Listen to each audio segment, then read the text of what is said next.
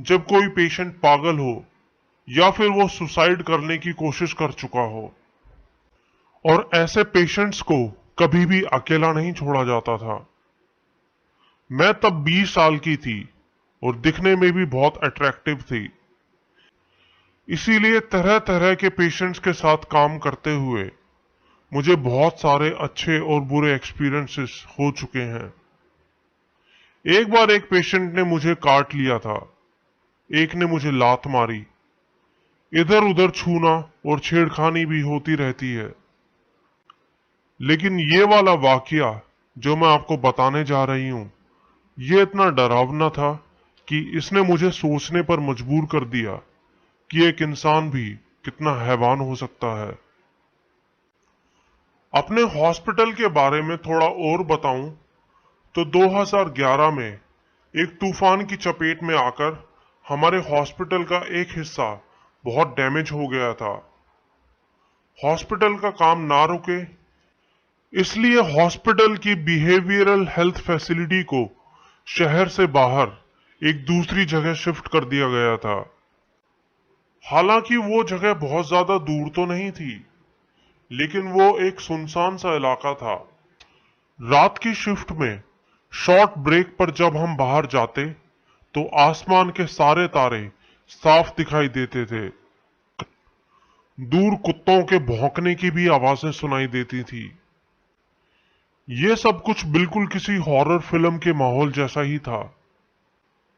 नई बिल्डिंग में power backup शुरू नहीं हुआ था और वहां काम करते हुए हमेशा मुझे इसी बात का डर रहता था कि अगर लाइट चली गई तो क्या होगा। जो कि कुछ दिन बाद हुआ भी, लेकिन लकीली उस रात मैं वहां नहीं थी। हालांकि कोई पेशेंट भागा नहीं, लेकिन फिर भी हॉस्पिटल का स्टाफ काफी घबरा गया था। एक शाम बाकी दिनों की ही तरह मैं अपनी शिफ्ट में पहुंची। मेरी ड्यूटी एक पेशेंट के साथ लगी थी। मैंने पहली वाली शिफ्ट की नर्स से चार्ज लिया तो उसने बताया कि पता नहीं इस मरीज के साथ क्यों हमारी ड्यूटी लगा रखी है। ये तो बहुत अच्छा और पोलाइट पेशेंट है और मैम बोल के ही बात करता है।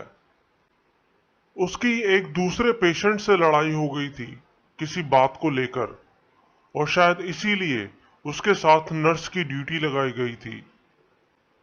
इतना कहकर वो चली गई। जैसा उसने बताया था कि वो पेशेंट बहुत अच्छा है, मैं उम्मीद कर रही थी कि मेरी रात आराम से बीत जाएगी और ज्यादा भागदौड़ नहीं करनी पड़ेगी।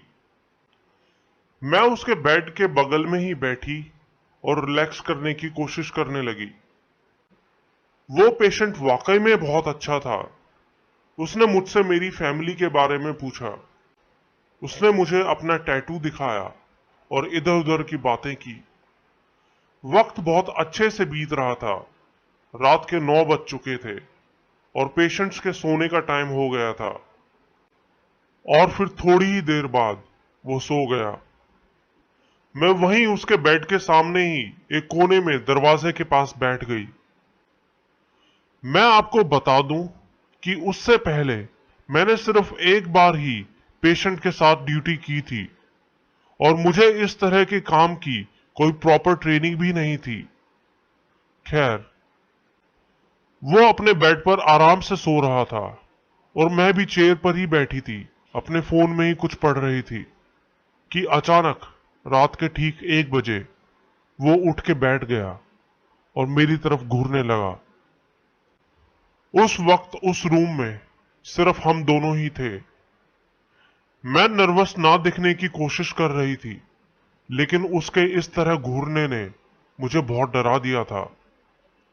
मैंने कहा, हाय, अभी सो जाओ, अभी सुबह होने में बहुत टाइम है। लेकिन वो कुछ नहीं बोला, बस मेरी तरफ देखता रहा। फिर करीब 2 मिनट की खामोशी के बाद वो बोला, मुझे अपने पेरेंट्स को फोन करना है, मुझे उनसे कुछ बहुत जरूरी बात करनी है। मैंने उसको फिर से बोला कि अभी तो रात के 1 बजे हैं, तुम सुबह फोन कर लेना। और मेरी बात सुन के वो फिर से लेट गया। मैंने चैन की सांस ली। फिर करीब 1 घंटे बाद 2 बजे मैं लंच ब्रेक के लिए गई। वहां मुझे एक दूसरी नर्स मिली।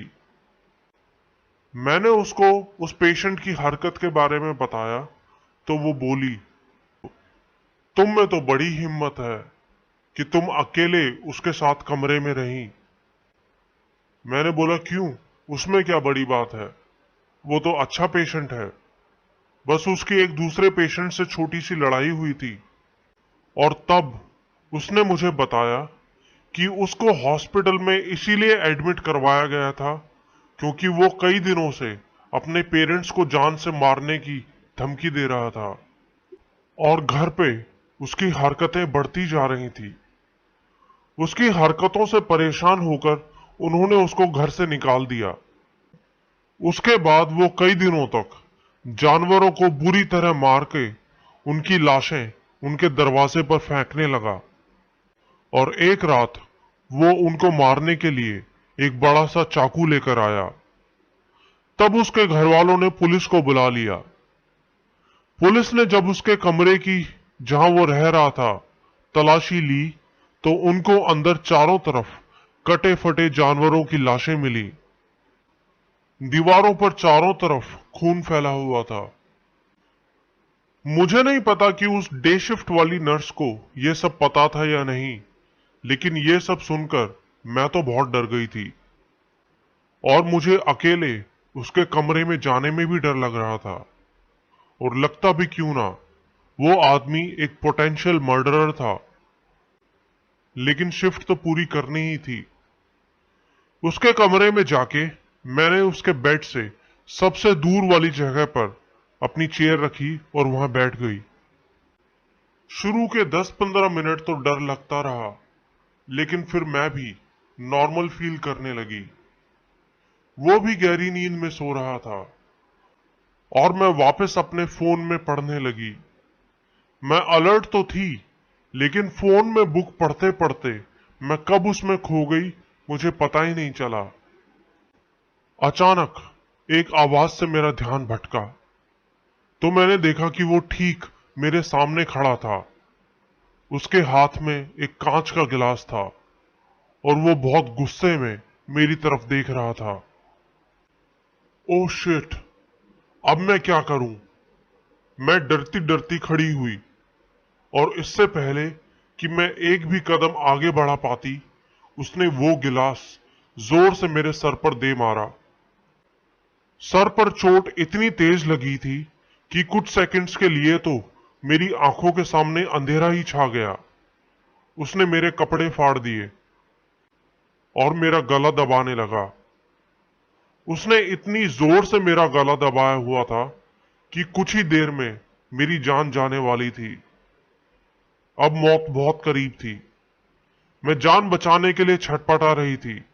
बचने का कोई तरीका नहीं था, लेकिन उसी वक्त शायद कमरे में हो रहे शोर को सुन के सिक्योरिटी गार्ड्स दौड़ते हुए वहां आए और मुझे उससे छुड़ाया।